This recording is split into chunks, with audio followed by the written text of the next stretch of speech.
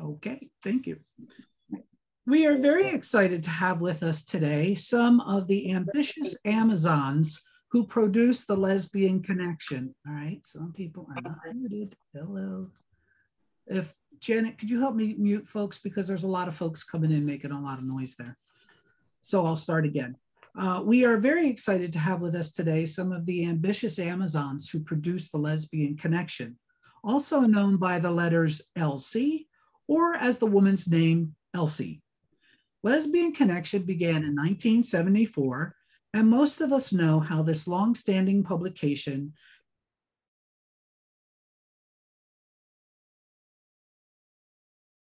You're muted, Meb. Meb, you're muted. How long have I been muted? All along? Should I start all over? No, just a couple of. Okay. So Lesbian Connection began in 1974, and most of us know how this long-standing publication has been vital to our survival and support as lesbians since that time. I personally have nearly a complete set of all the Muted. Mav, you're muted again. Muted. I would like to know who keeps muting me. Please stop muting me. All right. I personally have a nearly complete set of all the issues because they have been so critical in my coming out and later on as a connector to lesbian communities and events around the country and the world.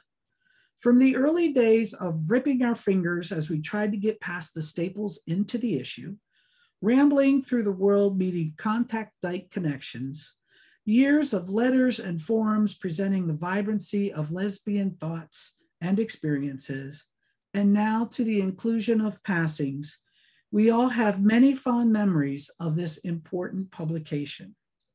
Now, as they get ready to celebrate their 50th anniversary, it is Olak's privilege to welcome the ambitious Amazons of the Lesbian Connection as they tell us their story from their perspective. Now I'll turn it over to Christine. Yes, I too have been, even before Elsie was a gleam in their eye, I submitted several mailing lists. So I am a huge Elsie fan and am delighted to introduce each of the speakers. And if they will wave their hands so people will know who you are. First is perhaps the original ambitious Amazon, Margie Lesher. Okay, and then we have Leslie Harmon. Leslie, if you will. Leslie and Liz are two Elsie. There they are. Leslie and Liz are two Elsie. I don't know what you call yourselves. So you ambitious Amazons. There you are. Okay, so now take it away.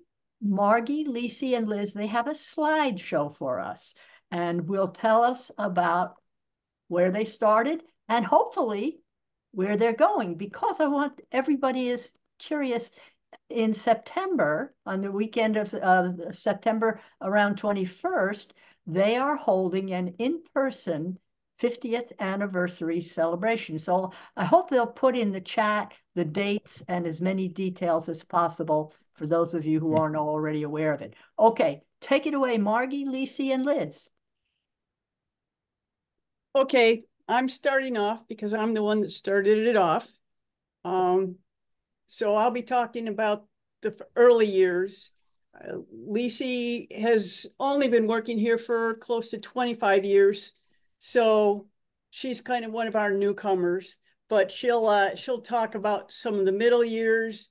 And then Liz has been here for 4 years and she'll be talking more about current and future. Next slide.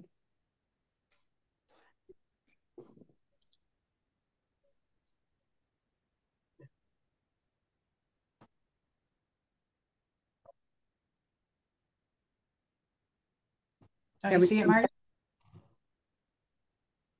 Technical difficulties. changing the slide? No, it's up on the screen and it says we're sharing. Is no one seeing the poster? Or muted. No. No. You're still on your opening Logo. in connection. You don't have it in slideshow view. You have it in preparation view. So you need to just show the slide and not all the stuff down the sidebar. Mhm. It says we're showing slide 2. No, you're not. All right, hold on.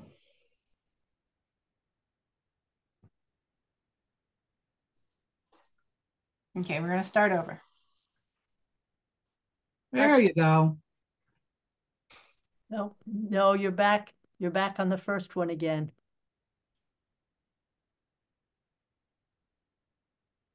All right, this is how we did it in practice and it worked. So we're trying to figure out what's going wrong. Let's try another one. You're not seeing any of those. No, you're, as Mev tried to point out, you're in preparation mode. So your tech person needs to get you into slideshow mode. I watched her open the slideshow and said, begin from the first slide. I can verify that is exactly what she did. So we're ending the slideshow.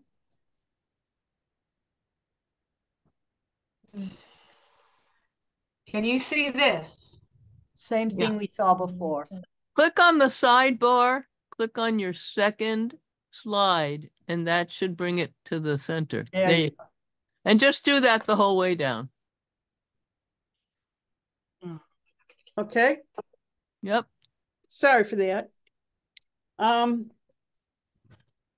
So the year was 1974 and Nixon was the president.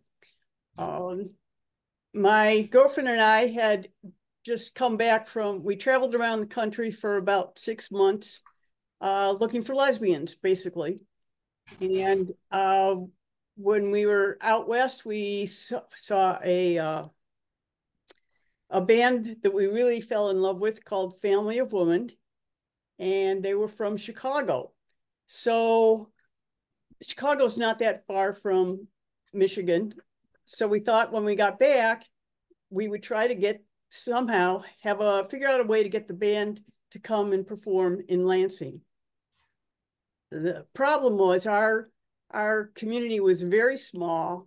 So we just realized that in order to get enough women there to be able to afford to bring a band, we would have to put on a conference.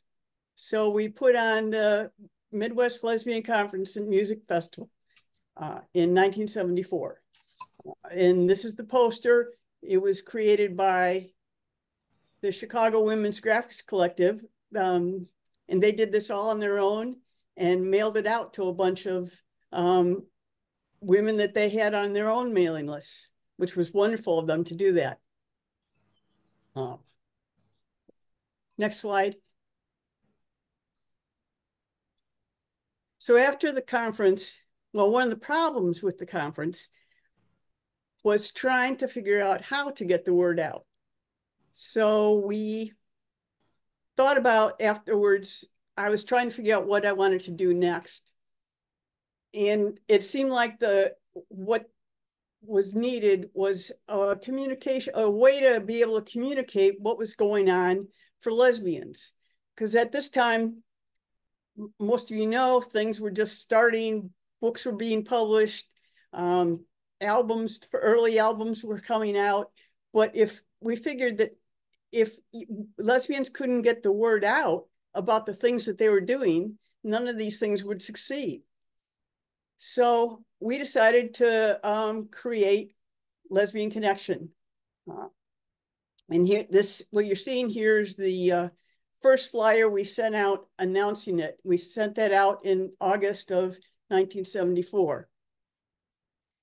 Now, none of us consider ourselves writers or had any experience in publishing of sorts.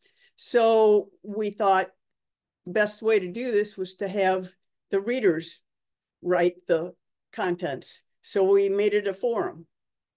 And we thought of ourselves as just the caretakers of this forum. And that's why we came up with a name of us, which was separate from the magazine. And we called ourselves the Ambitious Amazons. So the flyer went out. There was a book called the New Women's Survival Catalog, big red book. We got that, went through it page by page and wrote down addresses from it. And we sent this flyer out to about 400 groups and individuals that we knew to let them know what we were planning to do that we were coming out with this publication. Next slide.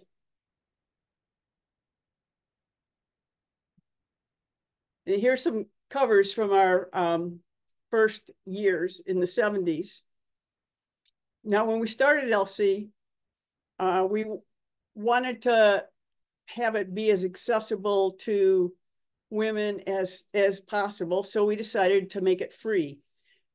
Also, since there was not many bookstores at that time, women's bookstores, there wasn't any way for women to see it before they signed up for it. So we realized that very few people are going to sign up or subscribe to something that they haven't even seen, and they have to pay for it. Also, at this time, the FBI was going around. They were looking for Susan Sachs, who was on their wanted list, and people were really they were investigating various lesbian communities and gay communities. So, and like I said, it was the time of Nixon. People were understandably cautious about putting their name and address down on a list, especially a list that was going to say that they were lesbians. But we sent the flyer out, and we mailed out about 400 also of the first issue. It had it took 9 reams of paper. Well, that's what we paid for 9 reams of paper for that first issue. I actually believe that we probably used a lot more, because some of people would just drop by our place and have a ream of paper or two that they were dropped off that they had gotten from somewhere, perhaps where they worked. I don't know. But so we put out the first issue. And then soon after that, we had our first contact dyke list. Some women had wanted to us to be putting in a pen pal list with them being anonymous and us forwarding the mail, like, you know, some of the pen pal clubs. We had no interest in getting into that business. So we did one, we called it our first and last pen pal list of I think there were maybe 15 women who had already written in with their little explanations and saying that they wanted contact. And then we said, we're not going to do that anymore, but we were going to set up a list. We called it our contact dyke list, which were women who were willing to put their information in the issue so they could be contacted by new women in town or traveling women who might not need information. And the first list came out. It had 15 women were on that list. And the list eventually grew to 1,500 women in 28 countries. So it definitely has worked out. It's sort of, I guess, our version of the Green Book, if anyone saw that movie with the, so these covers were, like I said, they were from our first issues. we didn't, our actual very first issues, we totally mimeographed everything. But then a woman in Grand Rapids who had a print shop volunteered to print the covers. So we were able to at least print the first page on a printing press, and the rest was all mimeographed. Next slide. So here's, we worked mostly out of my house for the first 20 years. This is my living room. This was the staff. This was how we were picking what cover we wanted to use on the next issue. We would just spread them out on my living room floor and talk about them and pick what was going to be on the next cover. Next slide. Oh, and this is my cat, Squeak. She was helping us pick the cover. Next slide. This was my cat, Rudy. She was checking out the mail and seeing who wrote to us recently. Next slide. Okay. Towards the end of the 70s, we realized we needed a computer. So we had asked people to send in, I think it was $2 to donate to our computer fund. And we said that if they included a quarter, an extra quarter, we would send them, we had a little bumper sticker that we would send them. So for the next, I don't know how many weeks, we would be slitting open in the mail and quarters would be dropping out of the envelopes and rolling off our desks. So anyway, this was our first computer. We actually bought two because while we did all the office work at my house, we also worked out of our Lesbian Center to do the actual production where we would do the mimeographing and collating and stapling the issues and labeling them and sending them out. So this was a picture of our first computer, which that was at my house, and we all shared using it. We had to sort of almost sign up for what time you were going to get onto it and use it. Next slide. This is just another picture. This is everyone worked. There were two rooms. This was my dining room, and we worked. Several of us worked in the dining room, and I don't know if you see back, there was another room behind. We had one table where 4, 5, or 6 would sit around that table and work in there. Next slide. This is Chelsea helping file 3x5 cards. Next slide. Okay, this was at the very first Michigan Women's Music Festival in 1976. Basically, this was the crafts area at that festival. This was our big sign-up table. Next slide.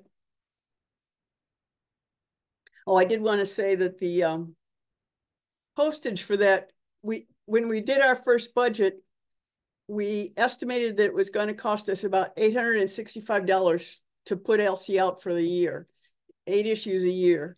The postage at that point was about $45 an issue, and currently postage costs us about $11,000 an issue.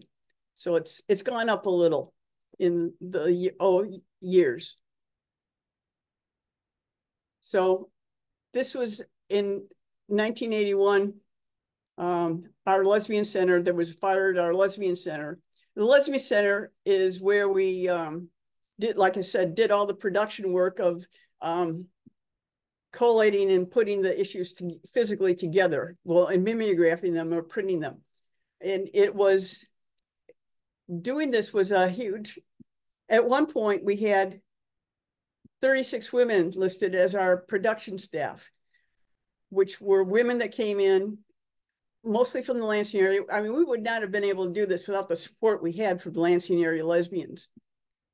And like we would have collating sessions going 5 hours a night, every night for 2.5 weeks, with all these women, scheduling all of them to come in and do the collating. So when the center burned, which it center burned because of, it was an electrical fire, started the refrigerator we had overheated. It was a frost free, which we thought was like, wow, we were, high class, but it hadn't gotten closed one night. We had a dance at the center, and it probably didn't, the door wasn't totally closed, so it overheated and started the fire in the electrical system. Next slide. And that's how we felt. Next slide.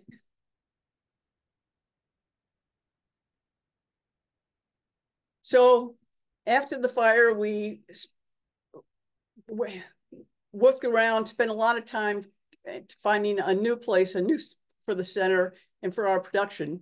This was just a picture of at our new place.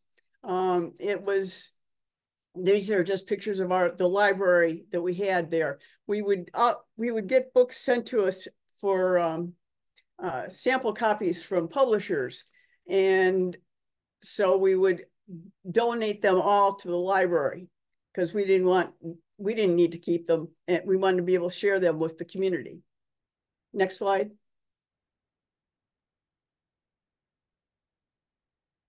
And another shot of the library.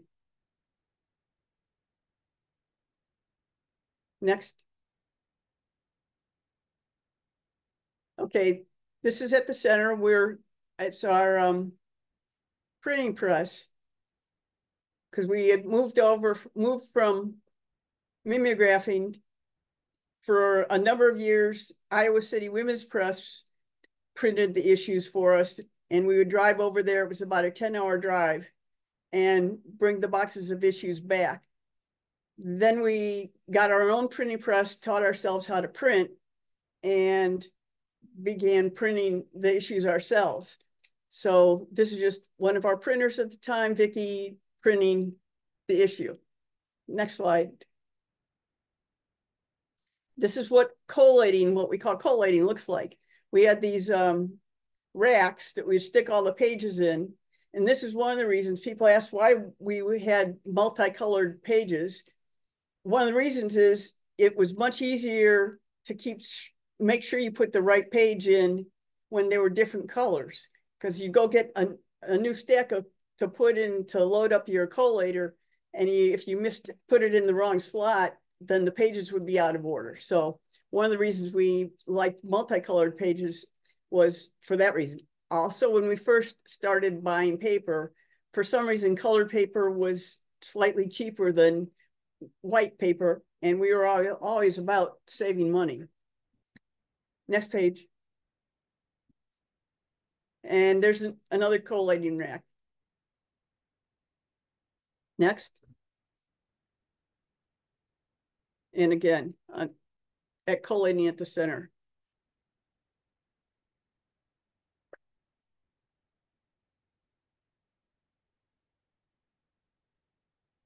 And here we're doing a mailing at the center. The woman actually at the bottom of the picture, she's filing computer cards. I don't know if any of you remember the Fortran key punch computer cards. Before we got our own computer, that was how we kept the mailing list. We would have to key punch all those in. We'd take those boxes of all the Fortran cards, which at one point we had like 5 of those boxes, take them to the local university in the middle of the night and leave them there, and they would run the labels. And then we have to go back and pick up the boxes and the labels. So this was just doing one of our mailings. Well, the other thing is we also were filing 3x5 cards, because we always had 3x5 cards. And probably, I'm sure we have some members of the Staples Club who are here. Those are, you can remember the old issues stapled, folded over and stapled shut. And if somebody asked for extra staples because they were, especially nervous, those staples would just line the whole edge of the issue. Next. So after we, after we stapled the issues shut, then we had to put the labels on all the issues. Next. Oh, this is just, it's me at one of the Mishfests, and my friend Shine that my girlfriend gave to me. Next. And that's at 1983 Women in Law Conference. That banner, actually, this was an 83 Women in Law Conference. A number of years before, we went to one of the Women in Law conferences in Madison, Wisconsin, and tried to put that banner up, and it kind of created a little controversy there because they were a little afraid about having that banner up on the wall at this conference. And also, it was the kind of conference where when we do it, sit at our tables and women are walking by, we say, "Hi, do you get Lesbian Connection?" And I do remember women at that conference stopping and going, like in shock, is, "Why did you ask me? How do you know?" And they didn't realize we were basically asking any woman that walked by. Next. This was at the 1987 March on Washington. Next. See, festivals were one of the ways that we got women to sign up for LC. Again, without being able to see the issue, it would be hard for people to know what they're signing up for. So we would try to go to as many large enough events as possible to get signups. Next. This was at a National Women's Music Festival.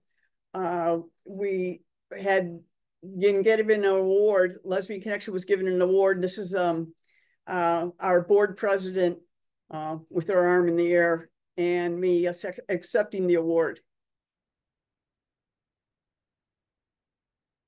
Next. Okay, here are some covers from the 90s mostly.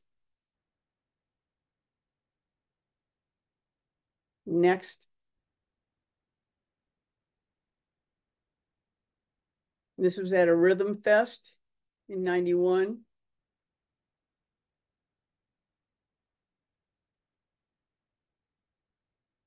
And this was at March on Washington. And I did want to say, the first 7 years, everything that was done on LC was volunteer. Some of us were actually during that time working almost full time on LC and supporting ourselves other ways.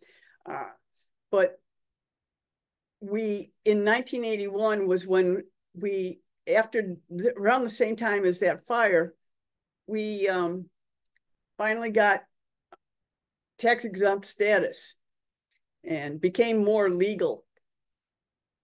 That's where our name Elsie Publishing came from. In 1981, that was the time of Reagan, and we were a little leery of the being able to get tax exempt status using the name Lesbian Connection. So I came up with Elsie Publishing Institute as our alternative name. Next. That time, around the early 80s, as I said, that's when we finally were able to start paying something for our labor, which was not much to begin with. In that, like I said, the first budget for the year was about $865 for the year. The current budget runs us more like $865,000 a year. Next.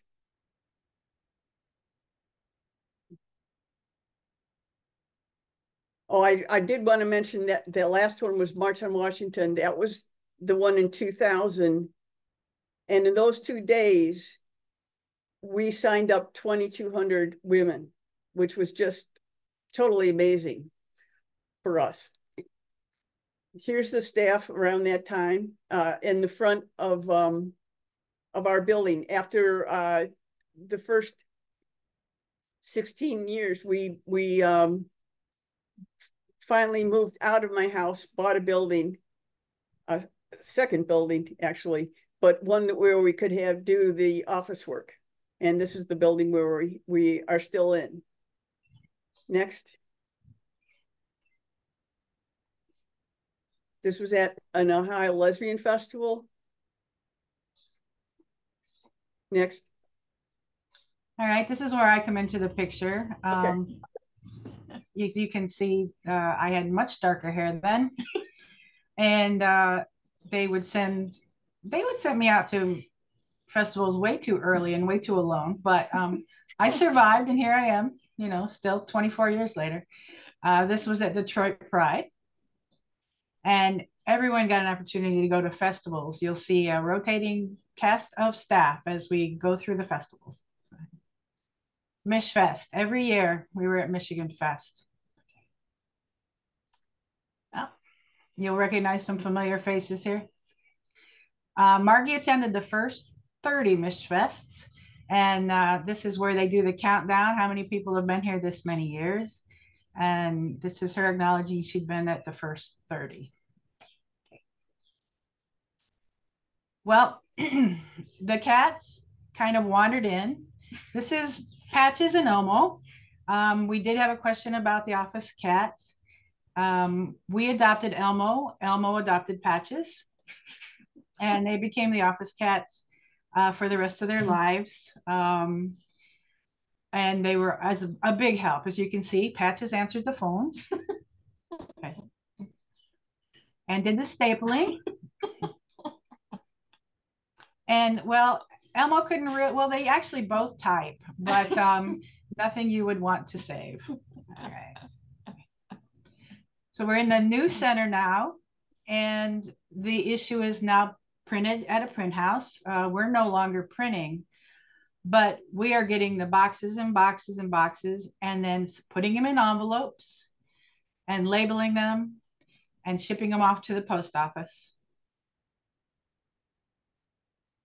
And if you were really good, go to the next one, you could do 4 labels at a time. This is me, and I was trained to do it this way. So. But we had, this only took a weekend as opposed to weeks. But for a solid weekend, there were, oh gosh, probably close to 15 women that would come in, stuff the envelopes, label them. And by then there were, I don't know how the postal requirements were in the beginning, but by this time, and everything had to be kept in order and bundled in the right order. And it was a challenge, but we were up to it. And here are the bags, or at least some of them, ready to go out. This room would be full of boxes, full of fresh issues, and we would turn it into mail bags of bundled issues. Here's some more recent ones. Covers. There have, how many covers have there been, Margie? Did you say? 200 well, and... We've done nearly 300 issues. Yeah. So in 2008, Dykes on Bikes were joined by 1 moped. Margie took her moped and rode with them. Some of you might recognize Gloria Stanich. Margie and I attended the OLOC gathering in Cleveland and met Gloria there. Gloria is notable for us. She was one of our earliest subscribers, and she never moved. She had a single 3x5 card as opposed to 3 or 4 stapled together, like some women who didn't stay put quite as much. And Gloria's original card was actually written in Flair pen, which Elsie thought was a good idea at the beginning, but quickly discarded when we realized that the ink would run. But this was Gloria, and we met her at the OLOC gathering. Margie went out to Seattle to oh no, not Seattle, Vancouver, to accept the Bold Fest Award in 2014. Another of the awards Elsie has been presented. Here we are. Here's the office staff in 2014 on the porch of our current building. And this with an award from another award from National that we received in 2014, and to the two cats at the time, Patches and Elmo. Here are our anniversary issues that we've put out. I'm sure some of you have received them. Yeah. Here we are at National 2016. We always hand out candy. 2016, 2 other staff members at the Ohio Lesbian Festival.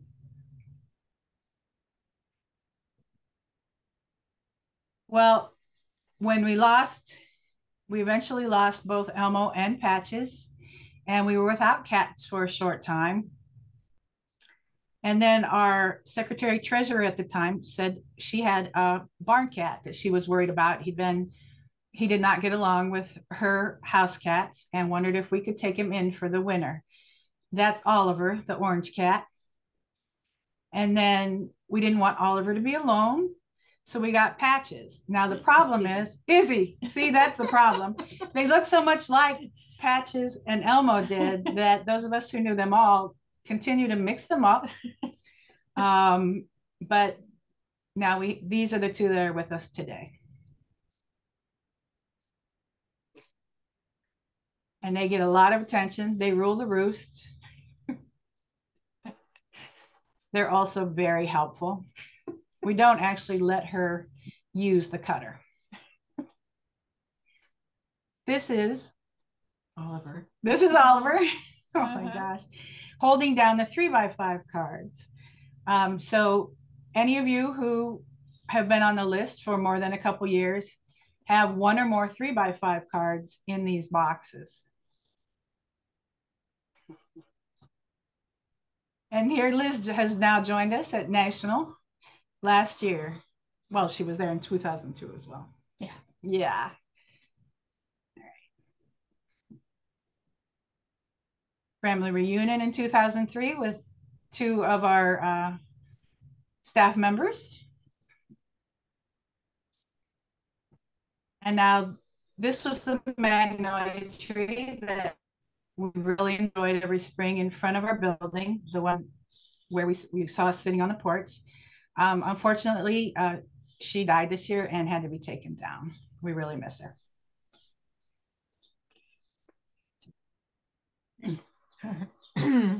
Okay, so this is Liz. I'm coming in to talk about where we are now and where we'll be going in the future. And you can see we're on the front porch of our library. This was for a renewal mailing that we decided to have a theme of hats, and took a moment away from labeling and stuffing envelopes and got our picture taken. And we're coming up on our 50-year anniversary coming up here in September. Hopefully some of you were saying you have tickets and passes, and we're looking forward to seeing you. Just kind of summarizing, today, as Margie mentioned, we've put out close to 300 issues. We've kept going through 2 fires and several break-ins at the lesbian centers.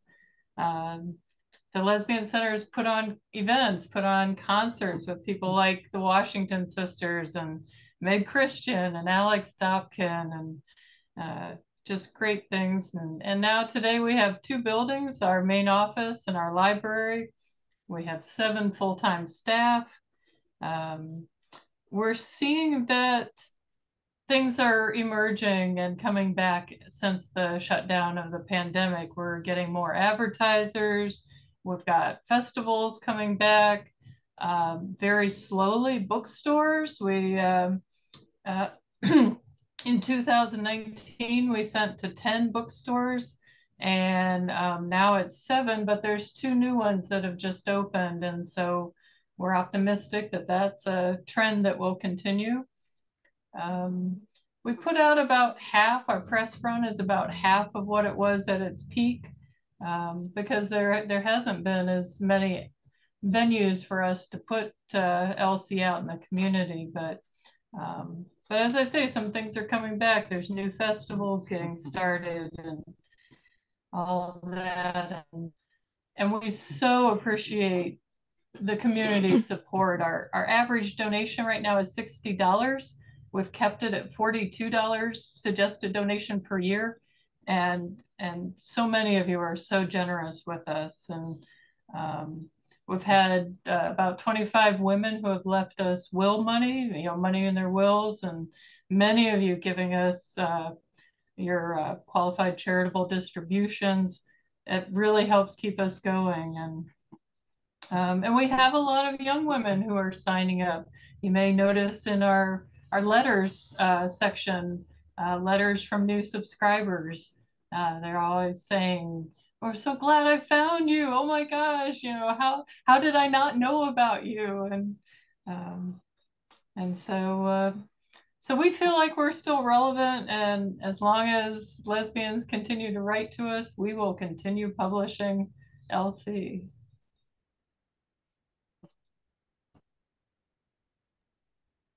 Well, that was just an unmitigated, pure pleasure. I'm still feeling high from listening to you and seeing those wonderful pictures. I know that they're going to soon turn off the recording for the presentation, but I do have a quick transition question to ask. I had always assumed that Elsie was a collective, but in our practice yesterday, no, indeed, you're not. But I still want to know, collective or not, you have survived for 50 years when so many other lesbian and small bookstores, so many other efforts from communities to have their own news source. Elsie has survived. Have you given any thought? What is it about Elsie that has kept you alive and thriving for half a century? Before you answer that, could you please unshare your screen so that we can see each other now? Thank you. Thank you. Yes, so thank you, Mav. Yeah, I was thinking that too. So, Margie, Lisi, Liz, I had called them the most modest of women. That's quite frankly, I think that's they're Midwestern modest. Now I'll stop. We're truly behind the scenes types. I don't know if we have survived, I think, because there is still a call for us. There are long-term subscribers who have been with us that call themselves the Staples Club sometimes, and yet we're still getting new subscribers. With the advent, we're doing a lot more of our contact through the computer. So you can sign up online to receive LC, even though and we will now send it electronically to some women who request it. It'll never be online due to security issues for women who share their voices in there. But we do, I can't explain it. Margie, do you have any thoughts? Well, I think part of it is that Elsie is really the community, the lesbian community owns it. Like I said in the beginning, we're just the caretakers of it. And it being a forum, it means it can't be a passive thing. It's women need to be involved. If women didn't send in the articles, the letters, or whatever, there wouldn't be any issues for us to send out. So I think that that's, you know, women feel invested in our future. And they certainly show it in sometimes, you know, in how involved they get with things. Thank you. We're going to pause. JR is now going to turn off the recording of the presentation, which will go out on the OLOC website in 2 or 3 weeks. We also, JR, you can turn it off